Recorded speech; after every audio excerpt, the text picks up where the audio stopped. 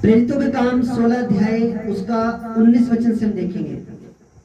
प्रेरितों के काम 16 अध्याय उसका 19 वचन से देखेंगे हम। यहाँ पे लिखा, जब उसके स्वामियों ने देखा कि हमारी कमाई की आशा जाती रही, तो पौलुस और सिलास को पकड़ के चौक में प्रधानों के पास खींच ले गए और उन्हें फौजदारी के हाकिमों के पास ले गए और कहा, ये लोग जो यहूदी हैं हमारे नगर में बड़ी हलचल मचा रहे हैं और ऐसी रीतियां बता रहे हैं जिन्हें ग्रहण करना या मानना हम रोमियों के लिए ठीक नहीं। तब भीड़ के लोग उनके विरोध में इकट्ठे होकर चढ़ आए और हाकिमों ने उनके कपड़े फाड़कर उतार डाले और उन्हें बैंते मारने की आज्ञा दी। बहुत बैंत लगवाकर उन्होंने उन्हें बंदी गृह में डाल दिया और दरोगा को आज्ञा दी कि इन्हें चौकसी से रखे। उसने ऐसी आज्ञा पाकर उन्हें भीतर की कोठरी में रखा और उनके पांव काठ में ठोक दिए। आधी रात के लगभग पौलुस और सिलास प्रार्थना करते हुए परमेश्वर के भजन गा रहे थे और कैदी उनकी सुन रहे थे। इतने में एकाएक बड़ा भूकंप आया, यहाँ तक कि बंदी गृह की नींवें हिल गई और तुरंत सब द्वार खुल गए और सबके बंधन खुल पड़े। हालेलुया, आमीन। दरोगा जाग उठा और बंदी गृह के द्वार खुले देखकर समझा कि कैदी भाग गए हैं। अतः उसने तलवार खींचकर अपने आप को मार डालना चाहा, परंतु पौलुस ने ऊंचे शब्द से पुकार कर कहा, अपने आप को कुछ हानि न पहुंचा, क्योंकि हम सब यही हैं। तब वह दिया मंगवाकर भीतर लपकर कांपता हुआ पौलुस और सिलास के आगे गिरा और उन्हें बाहर लाकर कहा, हे सज्जन, उद्धार पाने के लिए मैं क्या करूं? उन्होंने कहा, प्रभु यीशु मसीह पर विश्वास कर तो तू और तेरा घराना उद्धार पाएगा। आमीन, हालेलुया। पौलुस और सिलास प्रभु के सेवक थे, प्रभु के दास थे। और पौलुस और सिलास जब एक जगह पे यूरोप के अंदर जब एक जगह पे प्रचार कर रहे थे प्रभु का, तो वहां पे क्या करा, कुछ लोगों ने उनको पकड़ के उनके बैंतें लगवाई, उनको रोमी सैनिकों के हाथ में दे दिया और उनको बंदी गृह में कैद खाने में उनको डाल दिया। आपके पास ये प्रचार पहुंचा है, ये प्रचार आपके पास ऐसे ही नहीं पहुंच गया। आज हम बड़े मजे से पंखे के नीचे बैठ के ये वचन सुन रहे हैं, पर इस वचन की हिस्ट्री जाननी बड़ी इंपॉर्टेंट है। ये वचन आप तक ऐसे नहीं पहुंचेगा, इसके लिए बहुत से खुदा के दासों ने कुर्बानियां दी हैं। कईयों को आरों से काट दिया गया, कईयों को भाले मार दिया, किसी को उल्टी क्रूस पे लटका दिया।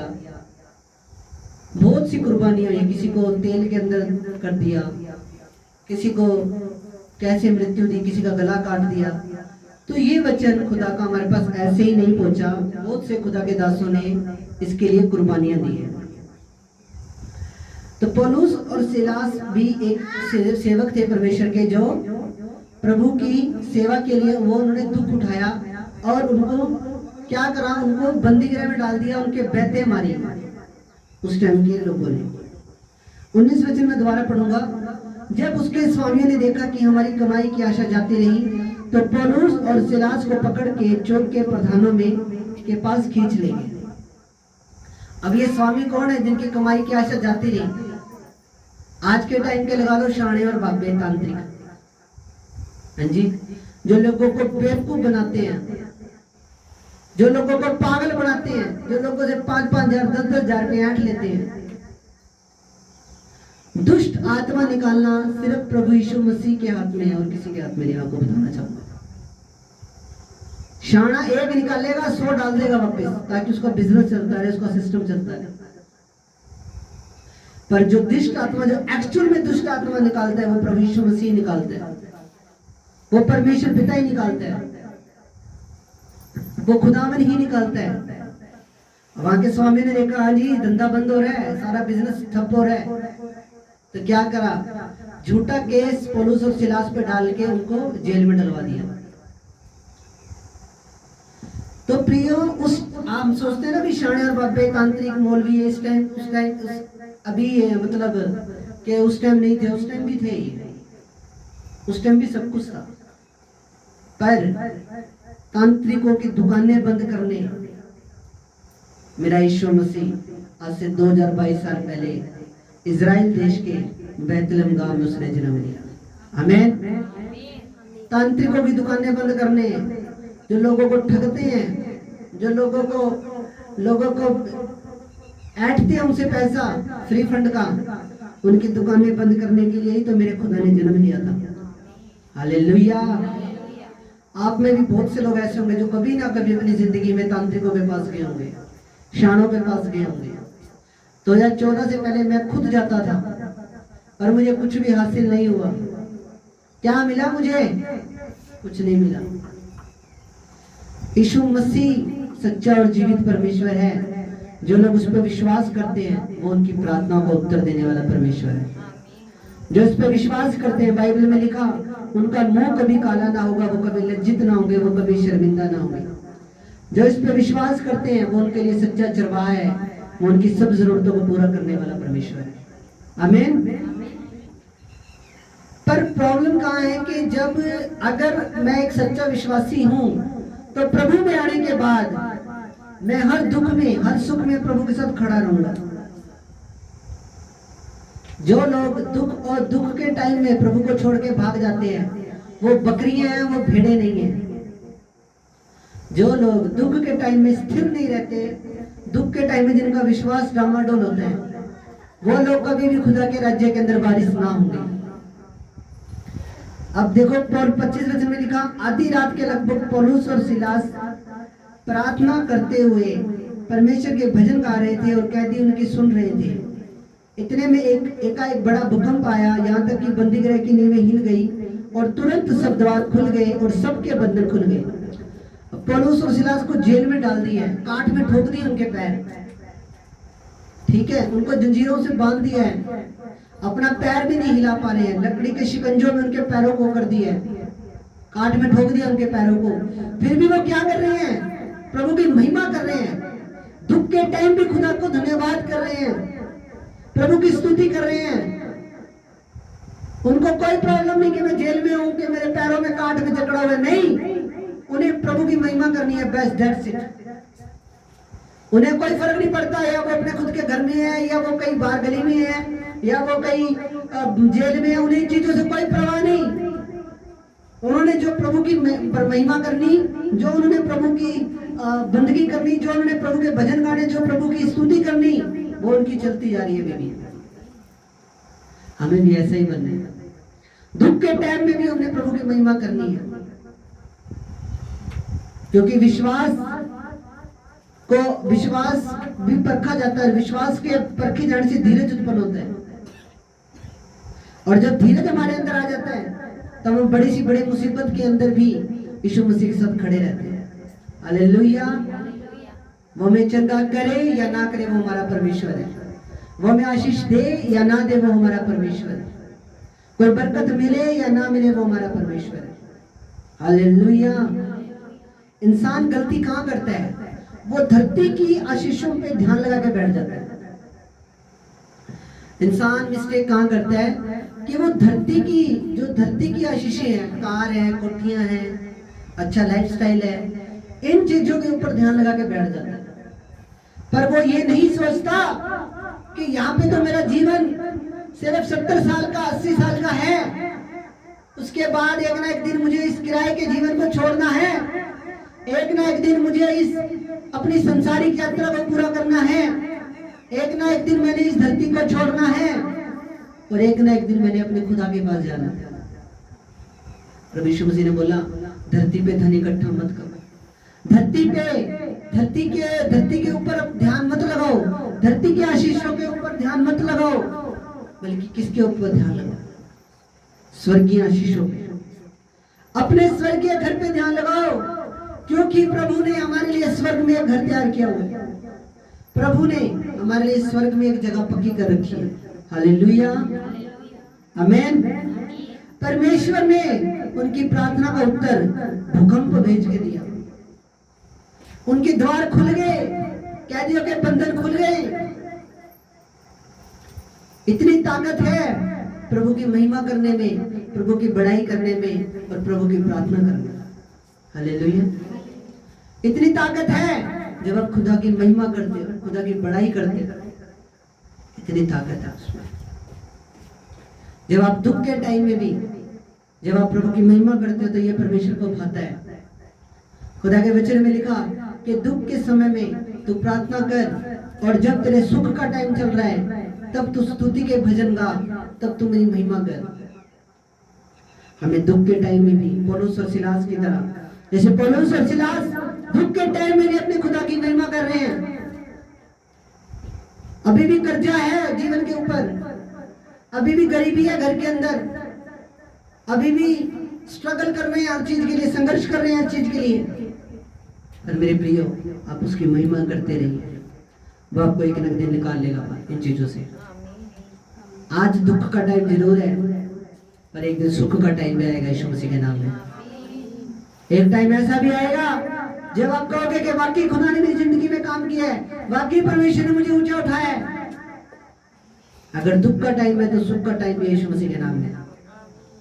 और जब वो सुख देगा, उसके वचन में लिखा कि जब मैं तुम्हें सुख दूंगा तो उसके साथ मैं तुम्हें उसके साथ दुख नहीं मिलाऊंगा।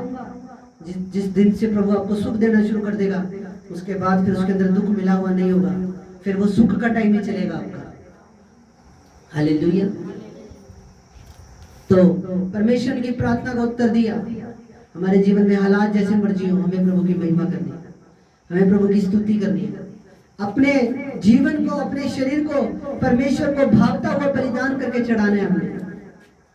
हालेलुया। तो जब वो दुख के टाइम में भी वो प्रभु की महिमा कर रहे थे, और प्रभु ने एक भूकंप को भेजकर उनकी प्रार्थना का उत्तर दिया।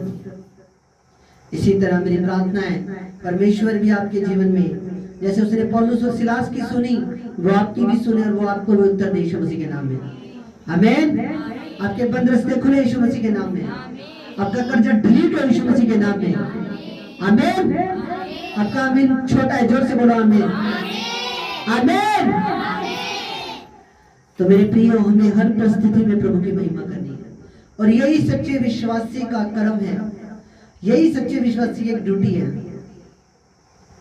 हमेशा अपने सिर के ऊपर हाथ रख के ऐसे बोला करो कि मैं ब्लेस हूं, मैं आशीषित हूं। चाहे अभी जीवन में वो गवाही नहीं बनी है, फिर भी बोला करो कि प्रभु ने मुझे ब्लेस कर दिया है। अब मैं यीशु मसीह पर विश्वास कर चुका हूं, तो अब मैं ब्लेस हूं। आने वाला टाइम मेरा ब्लेसिंग का है, आने वाला टाइम मेरी आशीषों का है। आपने अपने मुंह से अंगीकार करना है, आपने अपने मुंह से सही अंगीकार करना है, गलत अंगीकार कभी नहीं करना। आपने अपने मुंह से यही बोलना है कि एक ना एक दिन मेरा खुदा मुझे ऊंचा उठाएगा, एक ना एक दिन मेरा खुदा मुझे ब्लेस करेगा। Hallelujah, hallelujah. आगे वचन में लिखा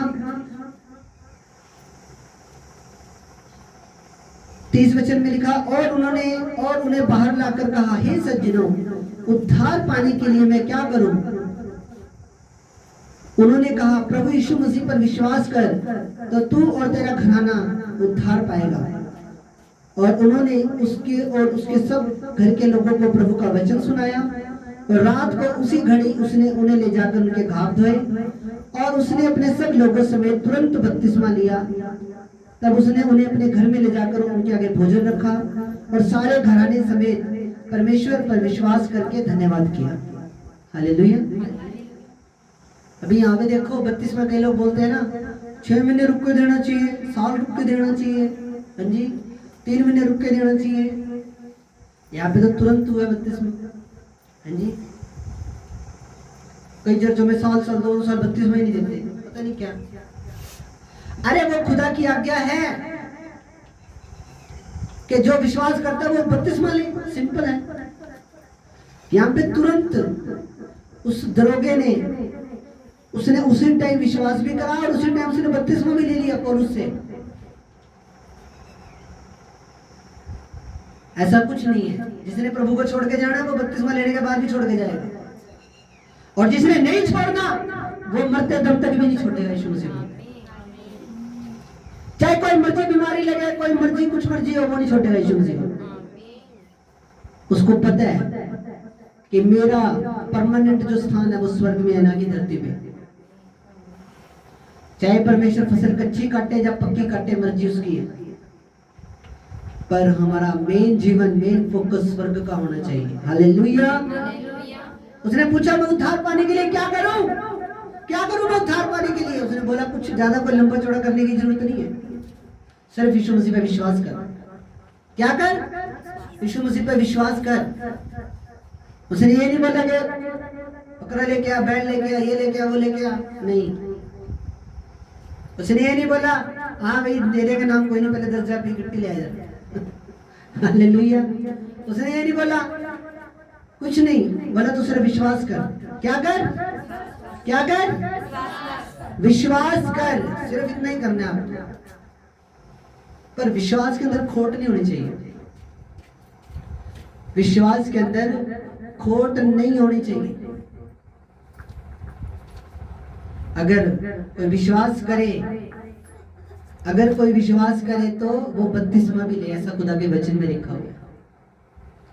तो मेरे प्रियो, उद्धार क्या है? उद्धार का मतलब क्या है? उद्धार का मतलब है मुक्ति। उद्धार का मतलब है छुटकारा। उद्धार का मतलब है अपने आप की टिकट पक्की करनी स्वर्ग के लिए। उद्धार सिर्फ प्रभु यीशु मसीह दे सकते हैं। प्रभु यीशु मसीह के नाम से 2022 साल पहले भी लंगड़े चलते देखते थे, वही सेम काम आज भी हो रहा है। आज भी लोग मुक्ति पा रहे हैं, छुटकारा पा रहे हैं यीशु मसीह के नाम में। यानी कि प्रभु का वचन सच्चा है। अगर उस टाइम लंगड़े चल रहे थे तो आज भी चल रहे हैं, यानी सही है सब कुछ। अगर ये चीज सच्ची है तो फिर स्वर्ग भी सच्चा है और प्रभु का एक एक वचन भी सच्चा है। तारीफ करो प्रभु के बाद। हालेलुया। अगर 2022 साल पहले लंगड़े चल रहे थे, वो सेम लंगड़े आज भी चल रहे हैं। अगर 2022 साल पहले कोड़ी शुद्ध हो रहे थे तो वो आज भी हो रहे हैं। अगर 2022 साल पहले खुदा के बड़े बड़े काम हो रहे थे तो वो आज भी हो रहे हैं। कुछ चेंज नहीं हुआ। प्रभु की सामर्थ जो पहले थी वो आज भी है, सेम टू सेम। हाँ जी। तो मैं क्या समझाने की कोशिश कर रहा हूं आपको कि अगर ये चीज सच्ची है, प्रभु की सामर्थ सच्ची है, तो प्रभु का वचन भी सच्चा है, स्वर्ग भी सच्चा है। कई लोग बोलते स्वर्ग नरक यही है जी, कुछ नहीं है, सब कुछ यही है। नरक के अंदर जो आग है ना, जो झील है आग की, उसका तापमान 5000 डिग्री सेल्सियस है, या तो सिर्फ 48 डिग्री सेल्सियस है। हाँ जी। वहां 5000 डिग्री सेल्सियस है, यहाँ 48 है। सेम कैसे हुआ? या तो फिर 5000 डिग्री सेल्सियस यहाँ भी होना चाहिए। अगर 100 डिग्री सेल्सियस तापमान बंदे का हो जाए ना, तो आपके शरीर के अंदर आग लग जाएगी ऑटोमेटिक। 100 डिग्री सेल्सियस तापमान के अंदर अगर आप घर से बाहर निकलोगे, मान लो आज 100 डिग्री सेल्सियस तापमान है, और यदि मैं मेरे घर से बाहर निकलूं तो मेरी पूरी बॉडी जल जाएगी उस टाइम। इतनी ज्यादा गर्मी। तो नरक के अंदर बहुत ज्यादा भयंकर अग्नि है, बहुत बड़ी झील है आपकी। उद्धार क्या है? मुक्ति क्या है? क्यों यीशु मसीह को इतना कुछ करना पड़ा? क्यों यीशु मसीह को इतना कुछ करना पड़ा? अपनी जान देनी पड़ी, क्रूस पे लटका के, इतनी दर्दनाक मौत सही। उसके पीछे कोई बड़ा कारण तो होगा ना? होगा या नहीं होगा? उसके पीछे कोई बड़ा रीजन होगा, तभी इतना दर्द सा खुदा ने इंसान का रूप धारण करके धरती पे आया। कोई बड़ा रीजन था बड़ा रीजन, आपकी मुक्ति का कारण था। प्रभु आपको उस नरक की आग में तड़पता हुआ नहीं देख सकता, इसलिए वो आपको बचाने के लिए आया, आपको नया जीवन देने के लिए आया, आपका मेल मिलाप द्वारा पिता के साथ करवाने के लिए आया। जब कोई एक परिवार के अंदर एक व्यक्ति जब विश्वास करता है, तो यहाँ पे लिखा, पौलुस ने क्या बोला? अगर तू विश्वास करेगा तो तेरा पूरा घराना उद्धार पाएगा, तेरा पूरा घराना विश्वास में आएगा। 2014 के अंदर मैंने विश्वास किया, उसके बाद धीरे धीरे मेरे परिवार ने विश्वास किया, और होता भी ऐसे ही ऐसे। हालेलुया। 2014 में मैंने विश्वास किया, उसके बाद धीरे धीरे मेरे पूरे परिवार ने विश्वास किया। प्रभु का धन्यवाद। उसी तरह प्रभु आपके जीवन में भी करना चाहता है। अभी होता क्या है, जब परिवार के अंदर कोई एक व्यक्ति विश्वास करता है तो क्या होता है? वो चेन टूटती है। क्या होती है? वो चेन टूटती है। मान लो कोई रीति रिवाज है घर के अंदर, वो रीति रिवाज चलता है, तो यहाँ जब कोई बच्चा पैदा होगा तो ये चीज होगी, ये बेट पूजा लगेगी, ठीक है, कोई होली दिवाली लगेगी, वो चेन चल रही है। हाँ जी। अब मान लो घर के अंदर एक बेटे ने वो चीज करनी बंद कर दी, तो क्या हो गया? वो चेन टूट गई। क्या हो गया? चेन टूट गई या टूट गई? चेन टूट गई, ब्रोक हो गई एक जगह से। तो क्या होगा, वो शैतान की शक्ति वहां पे वीक होती है, कमजोर होती है। वो चेन टूटती है जब, कहां तो पूरे परिवार ने वो सिस्टम करना सारा, कहा वो एक परिवार ने बंद कर दिया, बिल्कुल बंद कर दिया, वो चेन टूट गई बीच में। तो जब चेन टूटती है फिर प्रभु का आत्मा काम करता है, फिर धीरे धीरे उसका पूरा परिवार विश्वास में आता है। प्रभु की योजना किसी परिवार के एक मेंबर को बचाने की नहीं, बल्कि उस परिवार के पूरे मेंबरों को बचाने की है। ये नहीं है कि प्रभु मेरे परिवार में सिर्फ मेरे को प्यार करता है, मेरे को बचा लिया, नहीं, उसकी नजर में सब बराबर है, वो सबसे प्रेम करता है और वो सबको बचाना चाहता है। जब चेन टूटती है फिर पूरा घराना उद्धार पाता है, फिर पूरा घराना मुक्ति पाता है। इसीलिए जरूरी है कि आप अपने परिवार के लिए प्रार्थना करो। पता नहीं कब प्रभु उसे मन फिराव का अवसर दे और कब वो अपने मन को फिराकर यीशु मसीह के चरणों में आ जाए, कुछ नहीं पता। हमारी ड्यूटी क्या है? प्रार्थना करनी, काम प्रभु ने करना। हालेलुया। मेरी ड्यूटी क्या है? यहाँ पे आके हर संडे चर्च खोलनी, चर्च लगानी, 2 घंटे 3 घंटे जितना भी प्रभु का आत्मा अगुवाई करते हैं। अब मेरी ड्यूटी ये तो नहीं है ना कि मैं सिंगल व्यक्ति को चर्च में लेकर आऊं उठा के घर से। ये प्रभु का आत्मा का काम है। परमेश्वर का आत्मा आपको बोलता है शनिवार रात को, मेरे बेटे मेरी बेटी कल तूने चर्च जाना है। सुबह आप उठते हो, प्रभु का आत्मा आपके मन में डालता है आज आपने चर्च जाना है। प्रभु का आत्मा आपको याद दिलाता है, बार बार आपके मन में डालते हैं चर्च चर्च चर्च। हाँ जी, इतने बड़े बड़े क्रूसेड होते हैं जो बाहर के, पंजाब में तो ज्यादा होते हैं क्रूसेड, वहां पे इतनी भीड़ आती है, लाखों के हिसाब से क्रूसेड होते हैं वहां पे, लाखों के हिसाब से लोग आते हैं। तो उनको क्या पास्टर खुद लेके आते हैं? प्रभु का आत्मा उनको लेकर, प्रभु का आत्मा उनके मन में डालता है। मेरे प्रियो, आप सबको स्टैंड लेना पड़ेगा कई जगह पे प्रभु के लिए। 2 चीजें होंगी, उनमें से एक आपको चुननी पड़ेगी प्रभु के लिए। मैं आपको पहले बता रहा हूं, अगर मैं यहां तक पहुंचा तो मुझे पता नहीं कितनी बार स्टैंड लेना पड़ा प्रभु के लिए।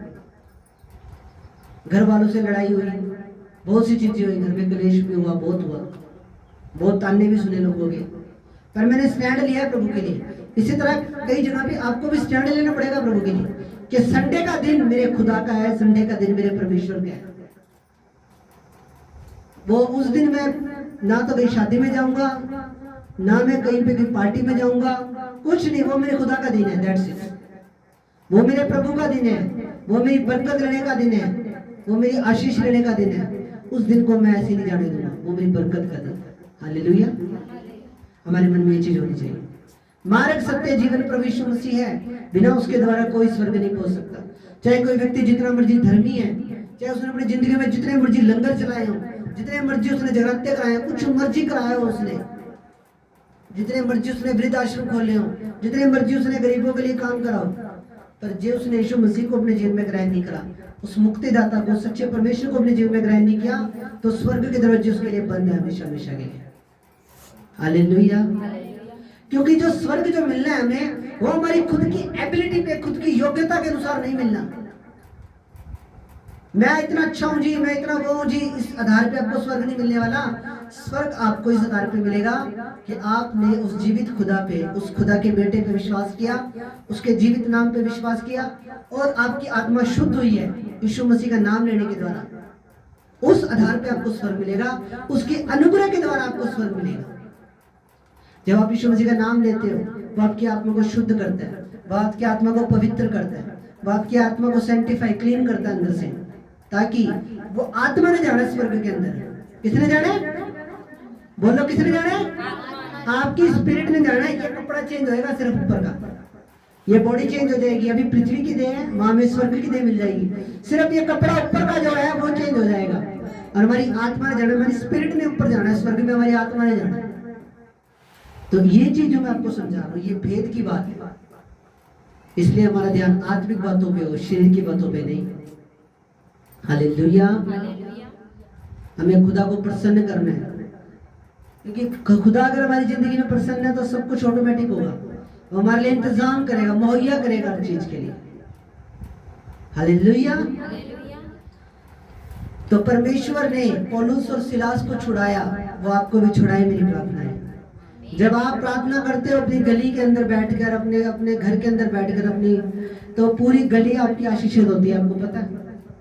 यहाँ पे मैं वचन दोबारा पढ़ूंगा। इतने में एक बड़ा भूकंप आया, यहाँ तक कि बंदी गृह की नींवें हिल गई, तुरंत सब द्वार खुल गई और सबके बंधन खुल पड़े। सबके, कितनों के? सबके। जब आप विश्वास करते हो, ना सिर्फ आप ब्लेस होते हो बल्कि आपका आस पड़ोस भी ब्लेस होता है। जब आप प्रभु में विश्वास करते हो, जब आप अपने घर में बैठ के प्रार्थना करते हो, तो पूरे घर ब्लेस, पूरा परिवार आपका तो ब्लेस होता ही है, बल्कि आपका आस पड़ोस भी ब्लेस होता है यीशु मसीह के नाम में।